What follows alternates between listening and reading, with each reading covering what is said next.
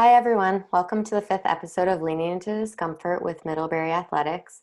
My name is Ali Paquette, and I am the Assistant Director of Athletic Communications, and I will be serving as the host for this episode. I am joined today by some of the members of our Diversity, Equity, and Inclusion Committee. I'm going to turn it over to our guests and have them introduce themselves, and then we're going to dive into conversation. Hi, my name is Dave Caputi, Middlebury College class of 1981, and I am an assistant football coach. Hi, everybody. I'm Aaron Quinn, Middlebury class of 1986, and I am the Director of Athletics. Hello, all. My name is Jeff Brown, the men's basketball coach, and I'm also the liaison to the NCAA. Hi, everyone. My name's Kate Livesey. I'm a 2003 alum and the head women's lacrosse coach. Hello, everybody. I'm Martin Beatty, class of 1984, and head men's and women's track and field coach. Hi, everyone. My name is Peter Kim. I'm the head coach of the women's soccer team and assistant coach for the men's and women's track and field team. Hi, everyone. I'm Savannah Morgan, the assistant women's basketball coach and also the DEI chair. Hi, everybody. My name is Sebastian Sanchez, Middlebury class of 2018, former baseball alum. I'm also the alumni coordinator for the DEI committee and co-founder for the Student Athletes of Color organization. Thanks, everyone. Really happy to be here today with everybody and kickstart this conversation. A lot of our questions today have come from comments on our earlier episodes, so really excited to dive in with this group and dig a little bit deeper. So without further ado, let's get things going. The first question today, we talk a lot about the words diversity, equity, and inclusion. So my question for the group is, what are the differences between these three words and how do you balance all of them? Ali, I think being intentional about the use of these words is really important. Knowing what we're talking about and being intentional, that's easy become buzzwords and just sort of have them run together. And I'll just be quick to say, when you're talking about diversity, you're talking about the makeup of teams or the makeup of an organization, who is there, what are the demographics, and for us in athletics, that might be recruiting, whether it's recruiting staff, whether it's recruiting athletes and trying to become more diverse. Regardless of your level of diversity, we want to create inclusive teams. We want to create inclusive teams that are inclusive for a more diverse population, not inclusive for the diversity that you have right now, but for the population that you want to have, and for any population really. So a really broadly inclusive team culture. When you include the term inclusion, it's the power structure of the people who are including you have to make some accommodations and adjustments in how they go about including people. I come from a large Italian family, and on Christmas Eve, we have 7 fishes and we cook with garlic and onions and a lot of fish. But when we include outsiders coming in, there's less garlic and there's less onion, and there's going to be options that do not include fish. So we want to make sure people who are coming to our table are being accommodated, that they are not going to like the food and the culture that probably we have had before. But because we have been the ones to invite them, it is our responsibility to make sure that they feel included and just not just included, but also very, very comfortable at our table. And I think that's what we have to do as both an institution and as athletic teams and as athletic department. We have to change how we think about ourselves. We have to think about our past practices to make sure that we are doing a good job of including new people, new faces, and new cultures and different socioeconomic backgrounds. That was great. I do have a little bit of a follow-up question. All of you talked about diversity and inclusion, and diversity, equity, and inclusion is the name of our committee. So I just want to throw it back to everybody and just check in and hear from you. Where does equity play a role here, or how does it play a role? Being a basketball coach and, really finally getting to watch the NBA restart, My favorite slogan on the back of uniforms is equality. So equity is, equal opportunity for everyone and not just a select few. And that just really rings, very strongly with me personally, that, having a community that is really equal in the way we treat each other is paramount to everything. I would just follow up on that and say that to me, equity is about not having barriers to achievement and to success and to fitting in. And so just being mindful as coaches and as student athletes of, when are we kind of maybe not aware of barriers that we're putting up that are making people uncomfortable, that are making it harder for them to achieve the success that they're looking to achieve. So I think it's really about just trying to create an environment that makes it really safe and supportive to do your best and to really push your limits. Because really, as a coach, you're always talking about, trying to kind of peel away those things that are holding someone back. And if you're not comfortable in an environment, that is going to hold someone back. So I think we're really just talking about trying to, like, with equality and with equity, just really making it, for lack of a better word, a fair playing field, and just really trying to strip away those barriers and be supportive and enable all of our athletes to pursue excellence. That was great. And it actually segues really well into our next question. KP, you talked just about barriers and certain roadblocks that can get in the way and how we can control them. We center a lot of these conversations around race, but there are so many other intersections of diversity, such as socioeconomic status, gender identity, sexual orientation. There might be signals or things that our teams are doing that make these spaces not inclusive and can cause barriers. What are some examples that we see either on teams or within our athletic department of these barriers, and how can we combat them to make a truly inclusive space? An easy example that I think of in terms of some barriers that we might set regarding socioeconomic status would be, everyone goes to a dinner out to a restaurant in town that's maybe more expensive, and just not really thinking about it and being, hey, let's all go to, so-and-so.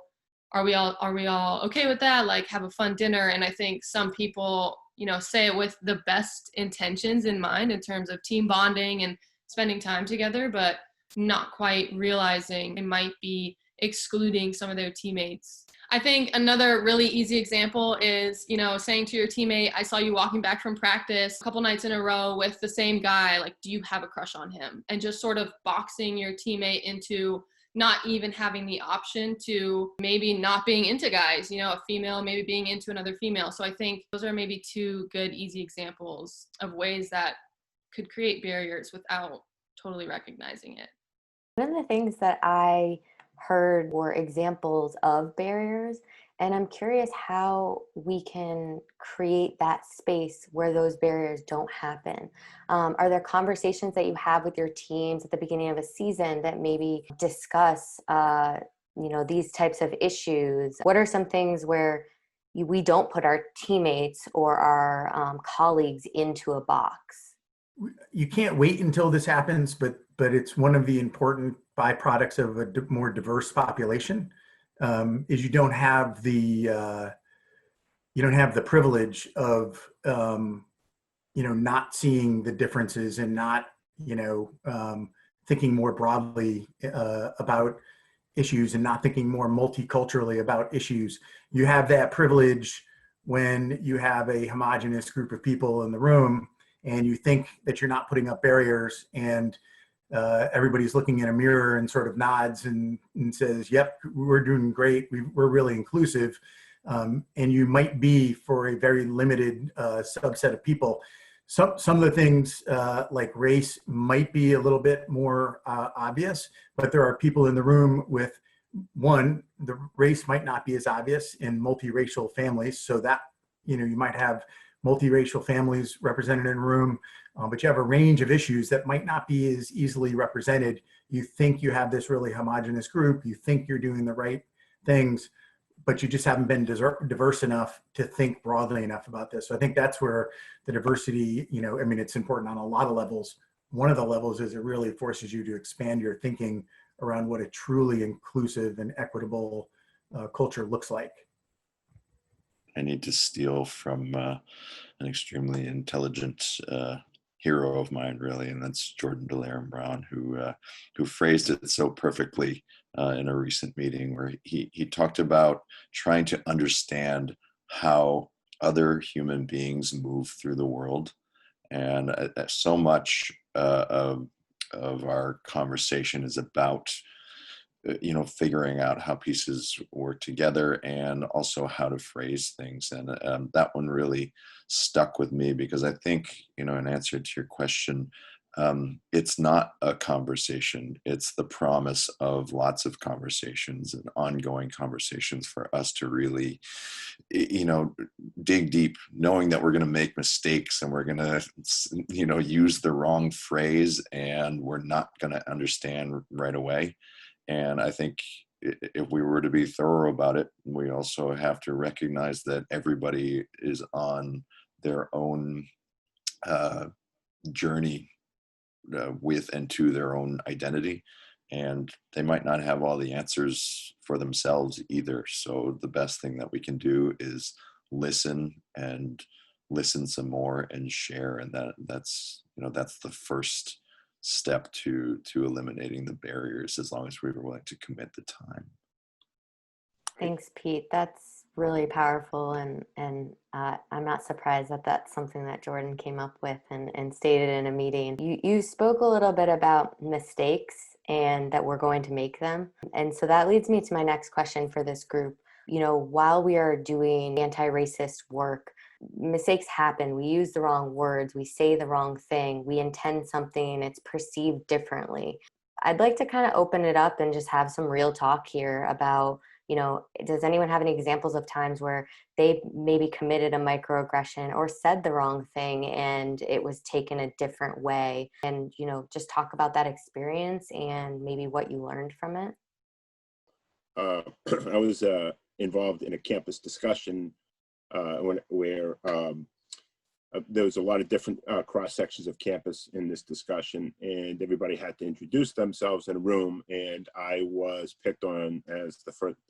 The discussion started with me. I had to introduce myself, where I was from, and my preferred pronouns, and it was the first time I had been in that position where I had to use preferred pronouns. So I introduced myself, and not knowing what to say, I said traditional pronouns, and nobody called me out on it at the moment. At the end of the meeting, somebody said to me in a very, very nice way that your intent to be at this meeting, your contribution in this meeting, let everybody know where your heart was. But there were some people on campus who would be offended by you using the term introducing yourself as traditional pronouns, because that could be perceived as judgmental.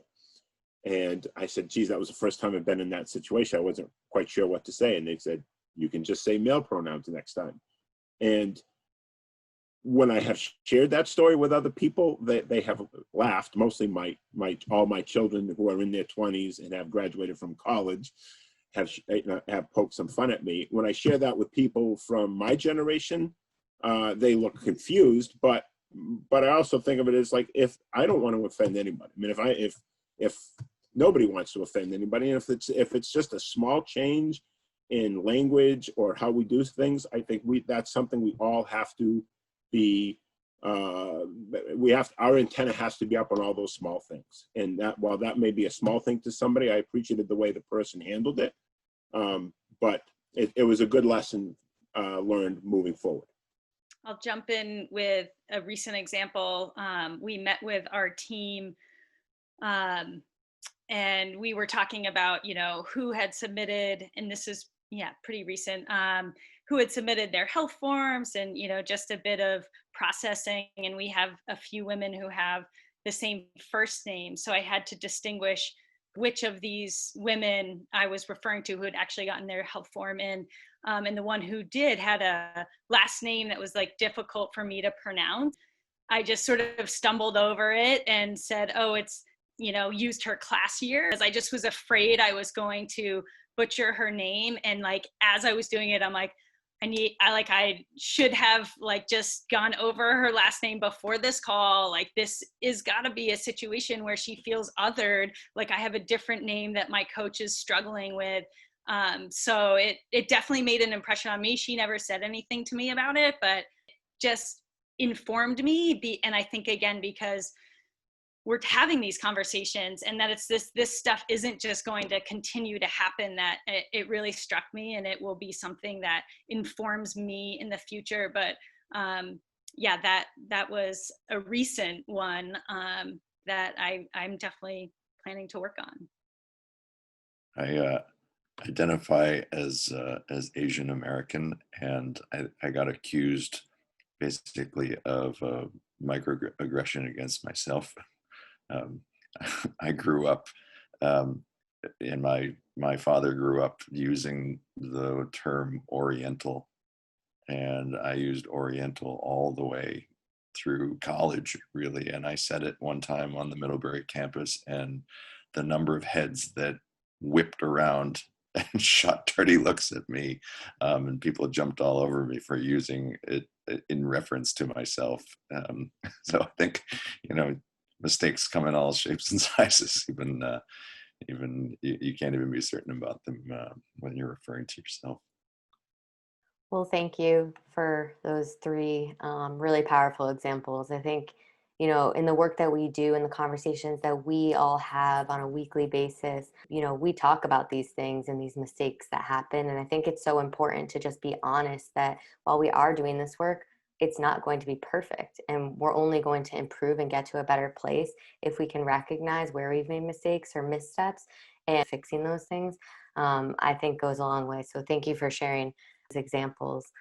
I do have one question, and it's a little bit of a controversial topic, but I think we've proven that we're not going to shy away from anything that's controversial. So the national anthem and the flag has been a topic for a number of years. So I'm just curious, with this group, being that we're in athletics and the anthem is played before all of our competitions, how have you handled kneeling or standing for the anthem, and what does it represent to you to stand or kneel for the anthem? First time that I saw student athletes at Middlebury kneel during the anthem was at a football game about 4 or 5 years ago. And the one thing that really struck me was the response of some of the spectators in the stands that were just, pretty much out of control, and just, yelling and screaming, at the student athletes that took a knee. And again, it was just really striking for me to see. And that really prompted me to meet with my basketball team and just sort of discuss and get some of their opinions and feelings about standing for the flag and the anthem, or kneeling and so forth. And I wanted to really just sort of create a safe environment for all of our basketball players. If any of our student athletes wanted to take a knee during that season, I'm supporting them. If everybody wants to stand, I'm supporting them, equally, and just really being neutral with that. But being a Black male, I certainly am sensitive to why one might want to take a knee in response to police brutality and injustices that Black Americans have faced for many, many years and continue to face. The outcome of that was that during our season, we did have 1 or 2 players in various games take a knee. Later on in the season, they continued to stand with a fist raised over their head. And that just brought back for me memories of the '68 Olympics with Tommy Smith and John Carlos, having the Black Power sign and having their medals taken away and so forth, and thinking that over 50 years, things haven't changed that much that, an athlete would decide to protest during the national anthem because of unjust treatment. Funny, I've always seen any type of disrespect towards our flag as being, burning the flag, turning your back on the flag. Taking a knee is neither, and it's still facing the flag. It's being at attention. So, I never saw the problem, but I remember when Colin Kaepernick first did it, I remember saying, oh boy, here we go. I knew it was going to be an eruption in this country that would go on for a long time. And then, we had some players at the football game, and I remember saying, oh boy, this will be interesting. Here we are, the second whitest state in the country, and little Middlebury College, and let's see what happens here. But, in each instance, I was proud of it. I'm glad that we did it. And, I think one thing that, many African Americans feel is that many white Americans have always told Black Americans how to protest or what they can't do to protest, right?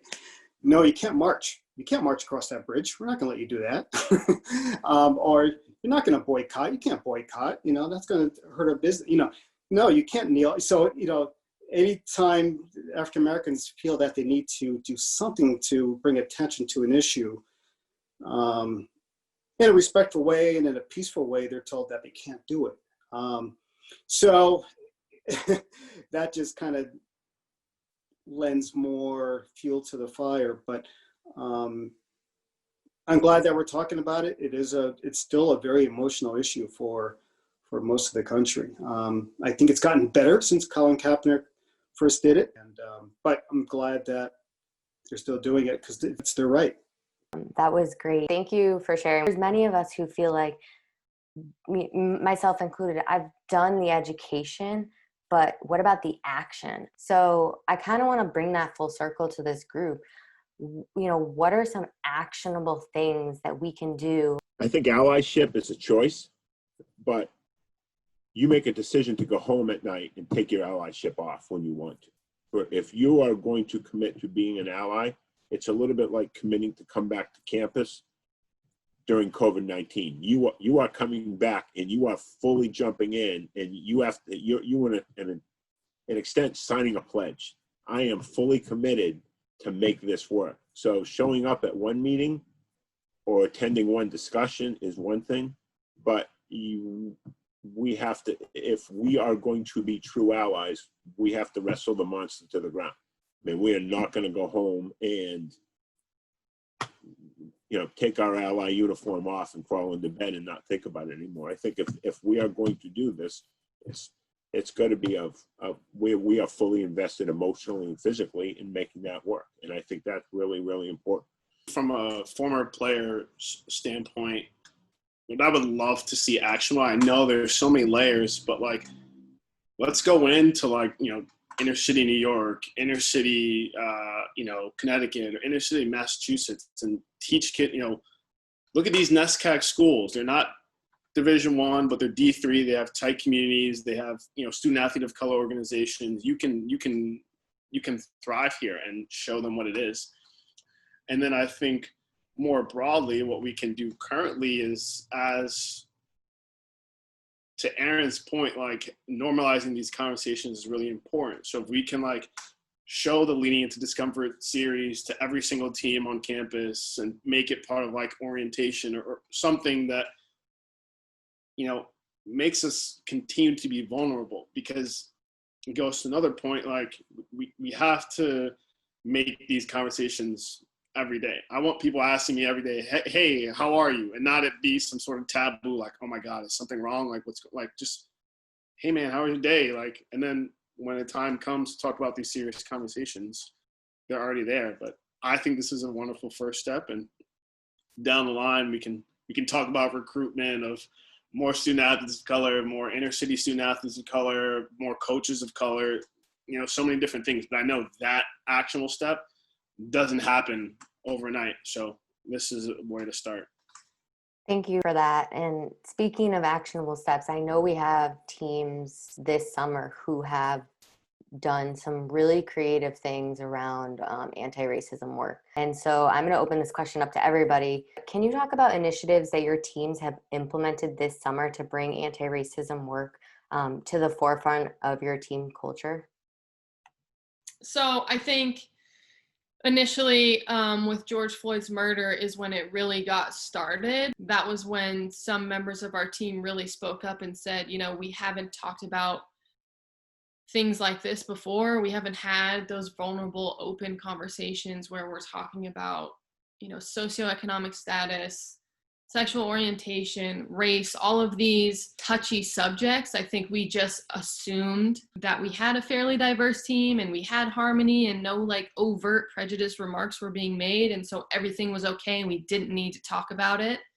So I think that was a learning lesson for me as a coach, especially, that these conversations, regardless of harmony, absolutely need to be, you know, being had, as Sebastian was saying, every day. I don't think you could talk about it too much. And so our team came together and made a commitment to, number one, educate ourselves, number two, amplify voices, and really use our connection as a team to do that. And from that point on, every week we had a team discussion centered around some type of, you know, book or podcast or movie or issue that was going on.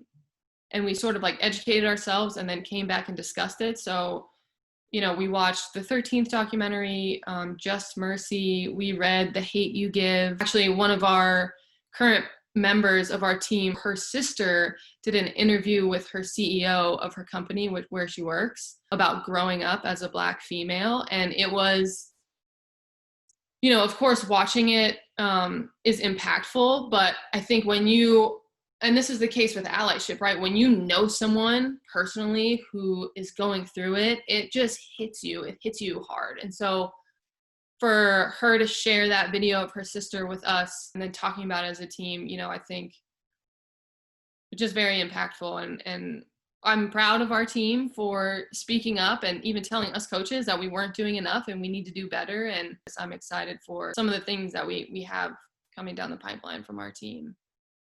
Thank you for sharing. That definitely brings me to a question that I know I've received a lot on this series. You know, are we putting the burden or the responsibility on people of color to educate white people with our series? I just kind of want to open up the floor to anyone who wants to speak to that. I think where we're going is terrific, and I think Dave Caputi talked about this earlier.